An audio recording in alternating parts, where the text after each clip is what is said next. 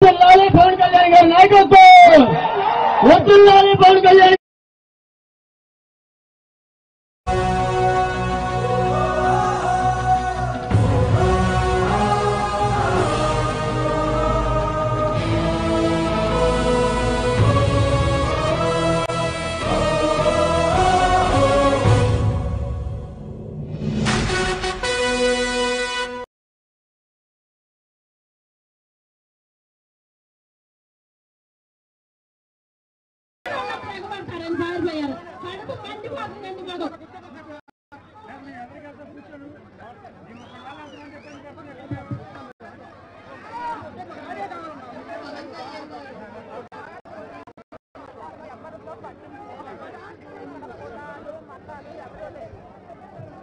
ప్రజలకి సమస్యలు వచ్చినప్పుడు మాత్రమే మీరు గుర్తొస్తారండి. మీరే అసలైన నాయకులు. మా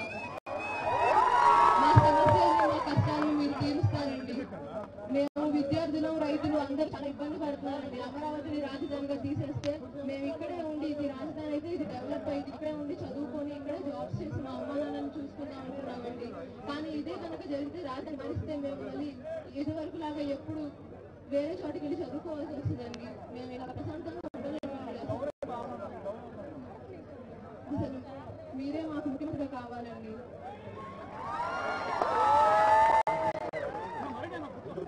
ఇంటర్ ఫస్ట్ ఇయర్ ఇక్కడ పెద్ద కాలేజీలు 2 కాలేజీలు వచ్చినాయి అమరావతిలో. వాళ్ళందరికీ జరుగుతున్నాయండి. వాళ్ళందరూ క్లాసెస్ పోతున్నాయండి. ఇప్పుడు రాజధాని మార్చేస్తే వాళ్ళకి ఇక్కడ కాలేజీలు పెట్టుకుని చుట్టుపక్కల కంపెనీస్ వస్తాయి. మేము మా కాలేజీలో చదువుకునే స్టూడెంట్స్ అందరూ ఆ కంపెనీస్ లోకి వెళ్తారు. వాళ్ళు రిక్రూట్ చేసుకుంటారు అని చెప్పి వాళ్ళు కాలేజీలు పెట్టుకున్నారండి. ఇక్కడ రాజధాని తీసేస్తే అసలు మా ఏరియాని ముందు ప్రాంతం అంటున్నారండి.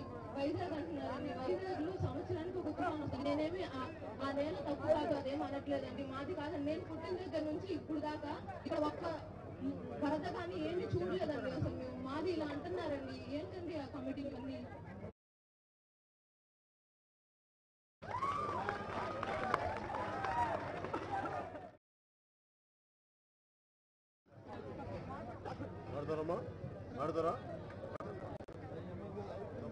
నమస్కారం అండి గారు.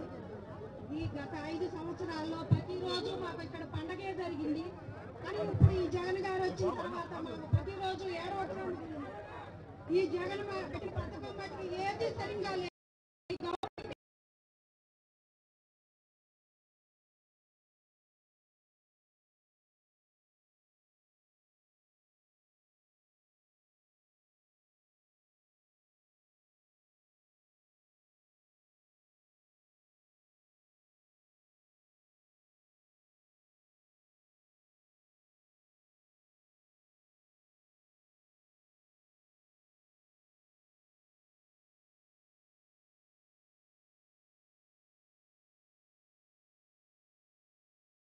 టీడీపీకి 100 ఓట్లు మెజార్టీ రాదు.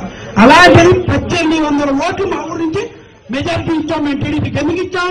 మా భూములు డెవలప్ చేస్తాడు, గెలిస్తే ఇంకా చేస్తాడు అని. మా ఊరి పొలం వాస్తవానికి 3 కోట్లండి. రాజధాని రాకముందే 3 కోట్లు మా ఊరి పొలం. కానీ మేము ఏ రోజు బాధపడలా. 11 లక్షలు, 20 లక్షలు, 50 లక్షల పొలాలు తున్నూరు అవన్నీ కాదని మేము అట్లా వాళ్ళు ఆనందంగా ఇచ్చారు.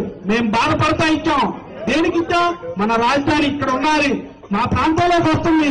ఇవాళ కాకపోతే 2 సంవత్సరాలు కాకపోతే మా పిల్లలు పెద్ద అయ్యాక వస్తుంది అని చెప్పి మేము ఇచ్చాం. మేమేం ఊరికేవలా మీకు ఒక చట్టబద్ధంగా మేము ఇచ్చాం.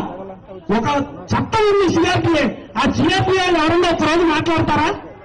ఏమీ మాట్లాడరు. మొత్తం మీరే మినిస్టర్ వాళ్ళ నోటుకు వచ్చినట్టు మాట్లాడతారు. అసలు దాని గురించి మీరే ఒక నిర్ణయం తీసుకొని వాళ్ళని ఏదో ఒకటి క్వశ్చన్ చేయాలి సార్. మాకు తగిన న్యాయం చేయాలి. కేంద్రంతో మాట్లాడాలి మీరు.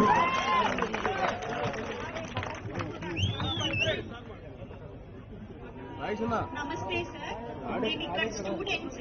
మా పేరెంట్స్ ఎంతో కష్టపడి పొలాలు ఇచ్చారు. ఎందుకు ఇచ్చారు?